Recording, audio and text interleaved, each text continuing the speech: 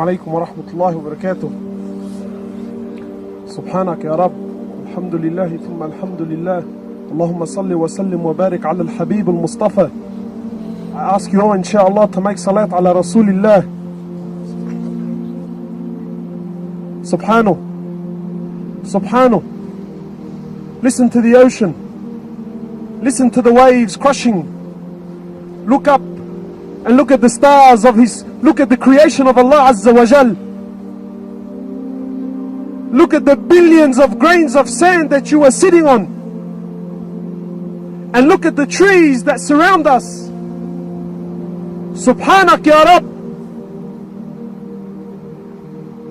Subhanak ya Rab, that all of His creation, be it the earth, be it the ocean, be it the trees, be it the animals, be it insan, be it the jinn, be it the prophets, be it the angels, be it Jibreel, be it Israfil, everything is dead except Allah Azza wa Jal.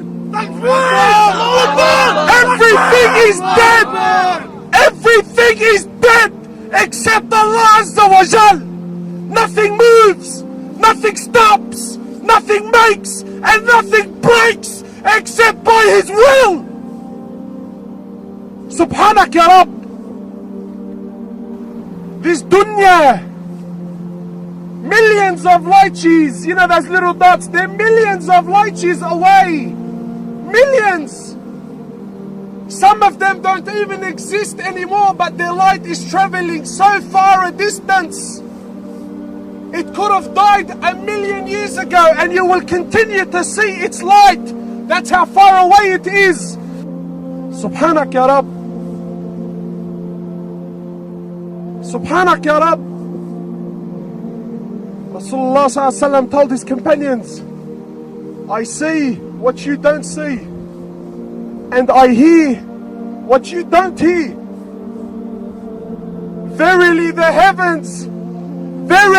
heavens have squeaked, they're creaking, overloaded. He says there isn't room for 4 fingers. There isn't room for 4 fingers, except there is an angel in prostration to Allah. Except there is an angel in prostration to Allah. Subhanak ya Rab. Is Allah not perfect? Is Allah not perfect? Everything He does is perfect. His creation is perfect. His Nabi is perfect. His deen is perfect. His rahmah is perfect. And my brothers, His punishment is perfect. On the day of judgment, when all of man, from Adam to the last of them, will stand in front of Allah Azza wa Jal, and all of the jinn, they will stand in front of Allah Azza wa Jal on a day that is 50,000 years long. And the sun will be a mile. The one who narrates the hadith says, I didn't understand what Rasulullah ﷺ meant. Did he mean a mile, meaning the stick the Arabs used to use to put kahla? They used to call this a meal. He says, I don't know if Rasulullah was he referring to this, or was he referring to the distance of a mile? The sun will be a mile on top of your heads. And we will be drowning in our own sweats. And Allah Azza wa Jal will call. He will call for Nar Jahannam to be brought forward. He will call upon the angels to bring forward hellfire. Picture this. Picture this. 70,000 ropes. Each rope has 70,000 angels. That's 4.9 billion. 4.9 billion angels. and they will drag Nar Jahannam forward. They will bring it as they have been commanded. They will bring it forward. And we will be watching. We will be watching. When Nar Jahannam sees the disbelievers and the sinners for the first time, it will burst in anger. It will burst in anger. Such a sound. Allah is perfect in everything He does, and He's perfect in His punishment. What can I tell you about Nar Jahannam? What can I tell you? Rasulullah ﷺ was sitting with his companions and they heard a sound. He says to them, did you hear that? They said to him, yes, Ya Rasulullah. He said to him, do you know what it is? They said to him, Wallahu wa Rasulu a'lam. He said to him, this is a rock that was thrown into hellfire 70 years ago, and only now did it reach the bottom. Only now did it reach the bottom. How big? 4.9 billion. But that's not the scary thing. Allah Azza wa Jal is promising Nar Jahannam that you will be full. I will fill you up. Halim talaqti, He says to it. Are you full? Is there any more room? And it says to him, Hal min mazid, bring it on. Is there any more? Is there any more? This is what I was designed for. This is what I was created for. Bring them on. Is there any more?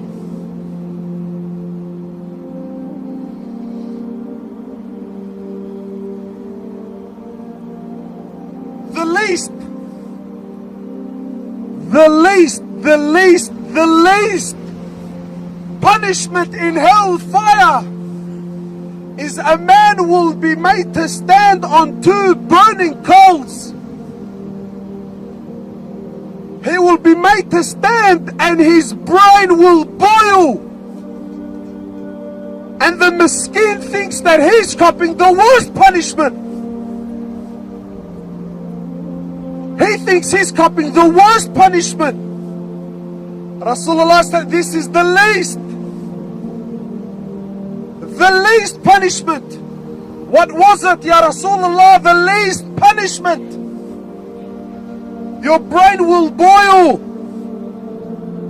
Allah is perfect in everything He does. He is perfect in His creation. He is perfect in His rahmah, and He is perfect in His punishment. Do not delay. Do not delay. This is an opportunity that was given to you by Allah Azza wa Jal. He brought you here. He gave you this opportunity. My brother, do not go back to Sydney in the same condition you came. يا أيها الذين آمنوا قوا أنفسكم وأهليكم نارا. O you who believe, save yourselves and your families from hellfire. Its fuel will be men and stones.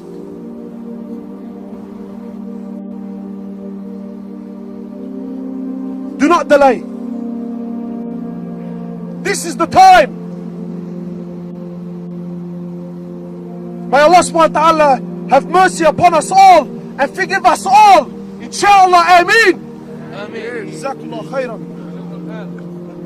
Allahu Akbar. Wallahi, brothers, after these beautiful talks and reminders, that I know that none of you doubt that each one of these brothers had spoken from their heart. I know that these talks are coming straight from the heart to the heart. And every single one of us now is sitting down and comprehending and thinking and saying, you know what, it's true, it's true, it's true, it's true. But what's next? What's next? Are we going to go back after what we've heard? After this beautiful feeling that some of us never ever felt this beautiful feeling ever in their lives. Wallahi, there are people dying just to get this feeling that you are getting right now. Why is it you that at this camp? Why is it me that Allah had gathered us here tonight? On a night which is night full of corruption. People disobey Allah, drink alcohol, commit sex and do this and do that. And Allah Azza wa Jalla wanted this group of believers to get together for the sake of Allah, to remind themselves of Allah, to remind themselves about the Day of Judgment, to remind themselves about the love of Allah and His Messenger. Why is it me? Why is it you that we're here? Isn't that alone? Isn't that alone worth to thank Allah subhanahu wa ta'ala to the Day of Judgment? Doesn't Allah Azza wa Jalla deserve to be thanked? I ask you by Allah, is your Lord Allah worthy of being disobeyed? Does Allah deserve that disobedience? Does Allah deserve that negligence? Does Allah subhanahu wa ta'ala deserve us turning away from Him? Does Allah subhanahu wa ta'ala deserve us not worshipping Him?